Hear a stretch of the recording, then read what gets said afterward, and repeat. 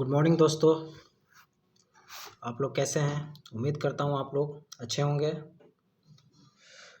दोस्तों हम लोग इस एक सीरीज उठाया हूँ जिसमें यूपीएससी पीसीएस जितने भी पीवाईक्यू है और क्विक रिवीजन में इसको रिवीजन करने के लिए इस सीरीज को मैं लेकर आया हूँ और उम्मीद करता हूँ आप सबको अच्छा लगेगा और रिवीजन के लिए काफ़ी हेल्पफुल होगा।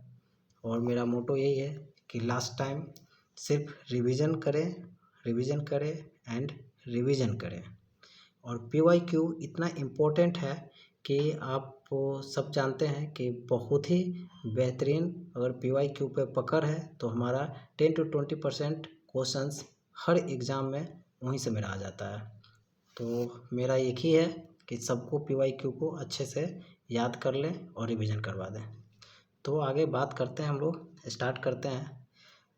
हमारा फर्स्ट क्वेश्चन है, ग्रहों के बारे में निम्न में क्या सत्य है? ये प्रकाशहीन होते हैं किंतु चमकते नहीं हैं। पहला स्टेटमेंट है। दूसरा है, ये अप्रकाशवान होते हुए भी चमकते हैं। तीसरा है, ये प्रकाशवान होते हैं किंतु चमकते नहीं हैं। ये प्रकाशवान भी हैं और चमकते भी हैं। तो भैया आप सब जानते हैं कि प्रकाशहीन होते हैं किंतु चमकते नहीं। तो हमारा ग्रह कैसे नहीं चमकता है? क्या हमें चांद मंगल इसको नहीं देख पाते हैं? एकदम देखते हैं, चमकता है। तो ये हमारा स्टेटमेंट गलत हो गया। सेकेंड है, ये अप्रकाशवान होते हुए चमकते हैं। ये परफेक्ट है। ग्रह कोई भी प्रकाशवान नहीं होता है लेकिन चमकता बिल्कुल है। तो आगे पढ़ने की ज़रूरत नहीं है, इसका ऑप्शन बी होगा। तो जल्दी जल्दी पढ़ते हैं, टाइम नहीं लगाना है। इसको थोड़ा बड़ा कर लेता हूँ। गुड। विशेष लक्षण और ग्रह का नाम।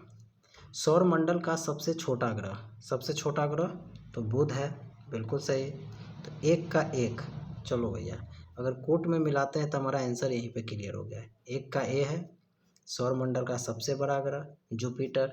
बी का 3, बिल्कुल सही। सौर मंडल में सूर्य से दूसरे स्थान पर कौन है? तो हमारा वेनस आता है। सी का 2, बिल्कुल सही।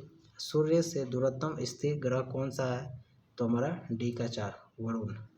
क्योंकि वरुण से पहले शनि है इसलिए नहीं होगा, बिल्कुल सही। चलते हैं थर्ड क्वेश्चन पे।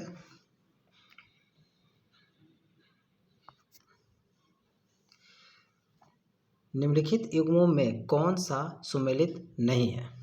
सौर मंडल का सबसे बड़ा ग्रह बृहस्पति, बिल्कुल सही है।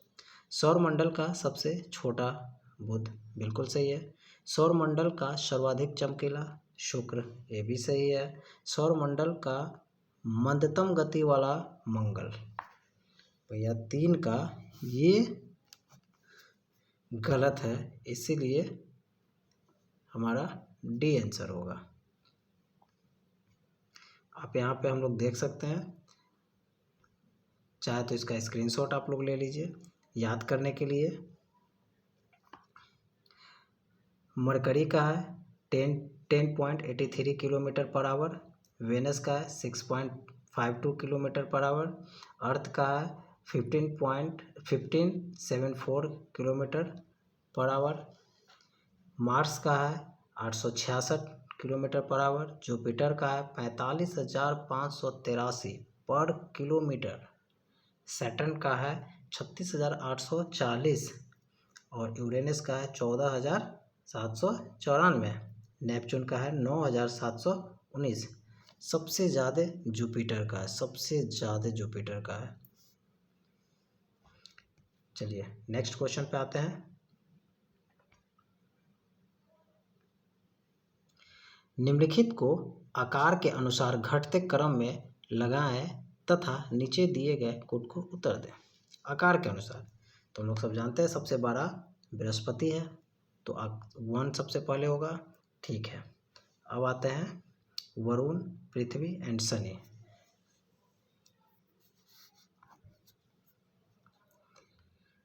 बृहस्पति के बाद शनि, तो तो 1 के बाद 4, 1 के बाद 4, 1 के 4, उसके बाद वरुण, देन पृथ्वी।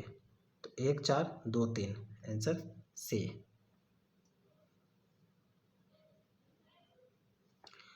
Goldilocks zone. गोल्डीलॉक्स जोन शब्द निम्नलिखित में किसके संदर्भ में अक्सर समाचारों में देखा जाता है? क्या है गोल्डीलॉक्स जोन? भूपृष्ठ के ऊपर वास योग्य मंडल की सीमाएं, पृथ्वी के अंदर का वह क्षेत्र जिसमें शेल गैस उपलब्ध है, बाह्य अंतरिक्ष में पृथ्वी जैसे ग्रहों की खोज या मूल्यवान धातुओं से युक्त उल्कापिंडों की खोज। इसका होगा बाह्य अंतरिक्ष में पृथ्वी जैसे ग्रहों की खोज, सी गोल्डीलॉक्स जोन।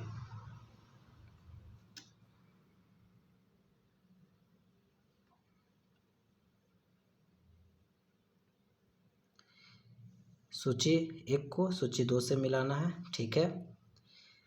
ग्रह, अब चंद्रमा, यूरेनस में राइनर, हैली, इसको कौन किस में है? तो ग्रह क्या है? यूरेनस हमारा ग्रह है, तो 1 का 2, 1 का 2 किस में? 2 में, ठीक है। उपग्रह, हमारा चंद्रमा उपग्रह है, तो 1 2 का 1, 2 का 1, चलो ये भी 2 है। अब आते हैं पुच्छल तारा। पुच्छल तारा क्या है? हैली, 3 का सी, और कृत्रिम उपग्रह मेराइनर, डी का 3, तो हमारा आंसर हो गया ए। बहुत खूब।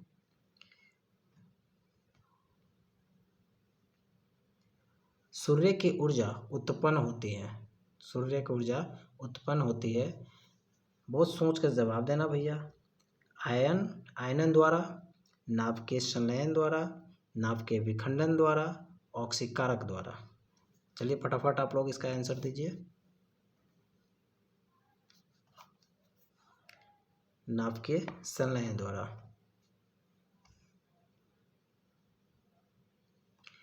हीरक वलय, हीरक वलय एक दृश्य है जिसे देखा जा सकता है, हीरक वलय।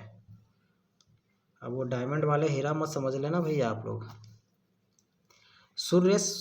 पूर्ण सूर्य ग्रहण के आरंभ में, पूर्ण सूर्य ग्रहण के अंत में, पूर्ण सूर्य ग्रहण के दौरान और शुरुआत और अंत में, केवल पूर्णतः पथचिन्ह के केंद्रीय क्षेत्रों में। इसका आंसर होगा सी, पूर्ण सूर्य ग्रहण के दौरान, शुरुआत और अंत में हीरक वलय दिखता है। सूर्य ग्रहण कब होता है? जब सूर्य जब चंद्रमा व पृथ्वी के बीच आता है, पृथ्वी जब सूर्य और चंद्रमा के बीच आता है, चंद्रमा जब सूर्य व पृथ्वी के बीच आता है, उपरोक्त में से कोई नहीं। चलो इसको एक डायग्राम के माध्यम से समझते हैं। अब यहाँ पे ध्यान से देखेंगे आप लोग। ये हमारा अर्थ हो गया, ये हमारा सन हो गया, और यहाँ पे भैया हमारा मून बाबू है, चंदा मामा। सूर्य ग्रहण कब लगेगा? जब पृथ्वी और सूर्य के बीच मून आएगा, तब हमारा क्या होगा? सूर्य ग्रहण। और पृथ्वी और मून और सन के बीच में जब अर्थ आएगा तब हो जाएगा चंद्र ग्रहण। क्लियर? तब आ जाइए क्वेश्चन पे। सूर्य ग्रहण, सूर्य ग्रहण क्या कर रहा है? पृथ्वी और सूर्य के बीच में चंद्रमा आ जाएगा। क्लियर? Very good. नेक्स्ट है खग्रास। वर्ड को ध्यान रखिएगा, खग्रास। खग्रास यानी कि पूर्ण सूर्य ग्रहण केवल सीमित भू क्षेत्र में ही दिखाई पड़ता है। ये कह रहा है कि सूर्य ग्रहण पृथ्वी जब होता है तो पृथ्वी के कुछ क्षेत्रों पे ही दिखाई देता है, सभी क्षेत्रों पे, पूरे पृथ्वी पे नहीं दिखता है। ऐसा क्यों? तो देख लेते हैं इसका ऑप्शन ऐसा क्यों हो रहा है। पृथ्वी के अनुप्रस्थ परिच्छेद की तुलना में पृथ्वी पर पड़ने वाली चंद्रमा की छाया का आकार छोटा होता है। पृथ्वी की सतह सपाट नहीं है, बल्कि उसमें उभार और अवनमन है। नेक्स्ट है, सूर्य के चारों ओर पृथ्वी का तथा पृथ्वी के चारों ओर चंद्रमा का कक्ष पथ पूर्णतः वृत्ताकार नहीं है। वायुमंडलीय अपवर्तन के कारण सूर्य की किरणें चंद्र छाया के अधिकांश परिधीय क्षेत्र तक पहुंच सकती है। चलिए इसको भी एक डायग्राम के माध्यम से देखते हैं। अब यहाँ पे थोड़ा सा ध्यान दीजिएगा। ये हमारा अर्थ है, ये हमारा मून है और यहाँ हमारा पूरा सन है।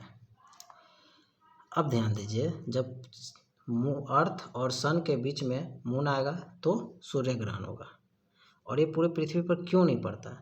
तो इसलिए क्योंकि इसके बीच का जो छाया क्षेत्र, ये जो छाया क्षेत्र जहाँ तक जाएगा उतना ही दूर अर्थ का सूर्य ग्रहण उतना ही तक को लोगों को दिखेगा। बाकी के क्षेत्र ये हो गया, ये हो गया, ये सब में नहीं दिखेगा।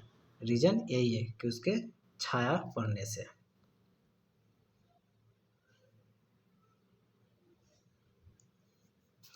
तब 10 का क्या हो जाएगा इसका?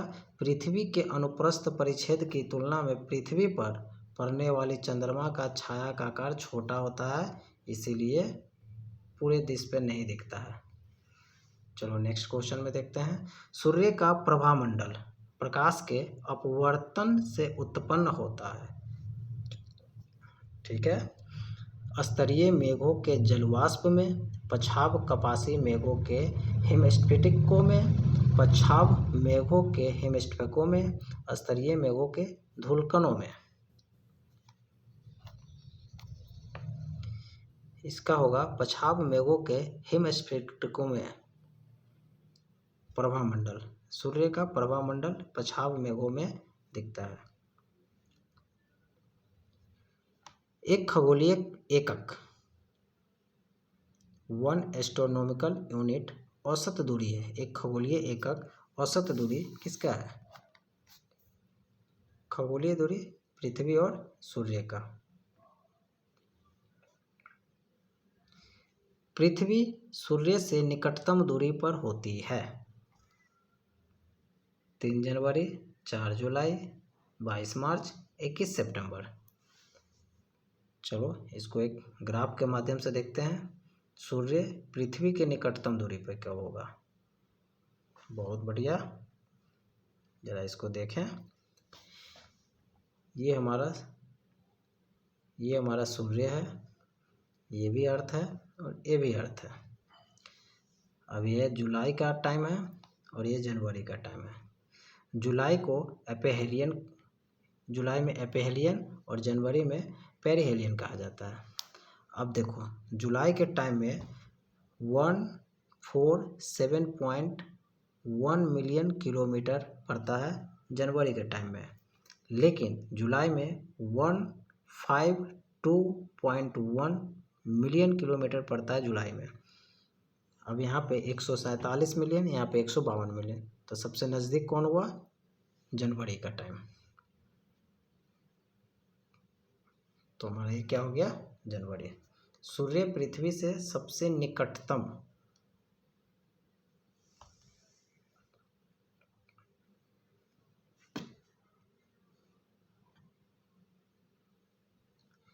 निम्नलिखित में कौन सा ग्रह सबसे कम समय में सूर्य का चक्कर लगाता है? बहुत बढ़िया क्वेश्चन है भैया। जो सूर्य से नज़दीक होगा वही ना सबसे कम टाइम में लगाएगा। तब सूर्य से नज़दीक कौन है? मरकरी। निम्नलिखित ग्रह युगों में कौन बिना उपग्रह के है? बिना उपग्रह का कौन है? शुक्र, मंगल, बुध, मंगल, पृथ्वी, बृहस्पति, बुध और शुक्र। बिना ग्रह का, उपग्रह का बुध और शुक्र है।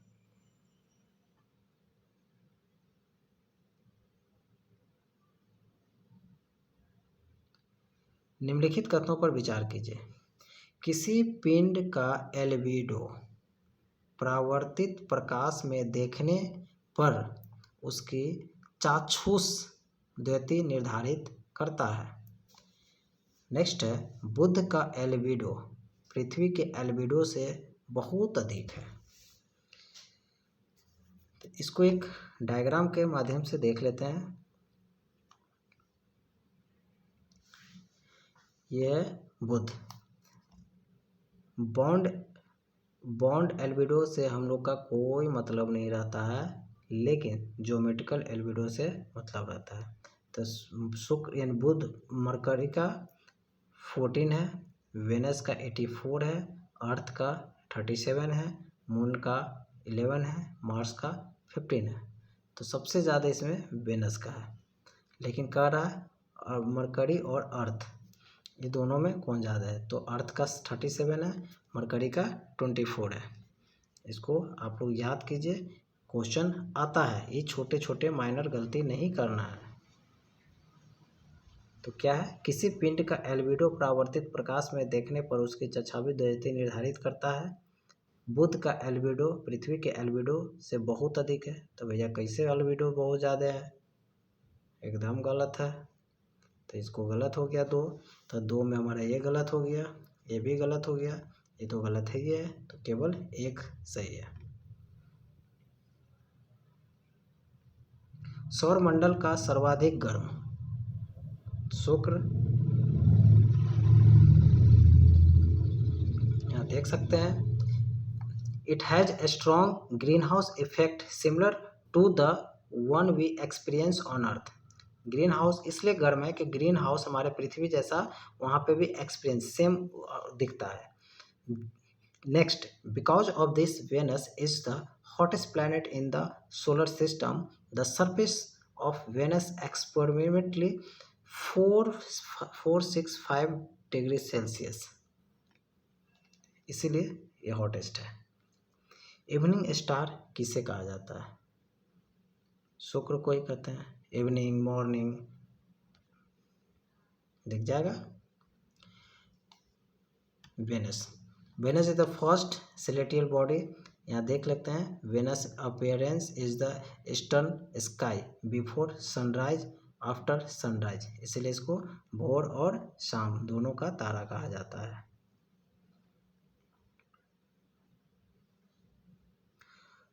कथन, शुक्र ग्रह पर मानव जीवन का होना अत्यधिक असंभाव्य है। बिल्कुल सही है, शुक्र पर पॉसिबल ही नहीं है। शुक्र की वायुमंडल में कार्बन डाइऑक्साइड का अत्यधिक उच्च स्तर है। बिल्कुल सही है, तो इसका ए और दोनों सही होगा।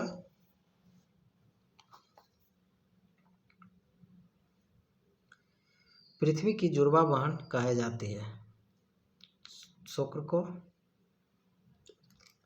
मैगलन अंतरिक्ष यान किस ग्रह हेतु भेजा गया था,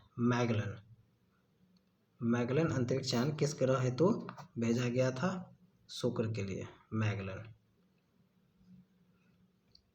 उस समय न्यूज में था, नासा द्वारा ये भेजा गया है, आप इसको देख सकते हैं, यही मैगलन है।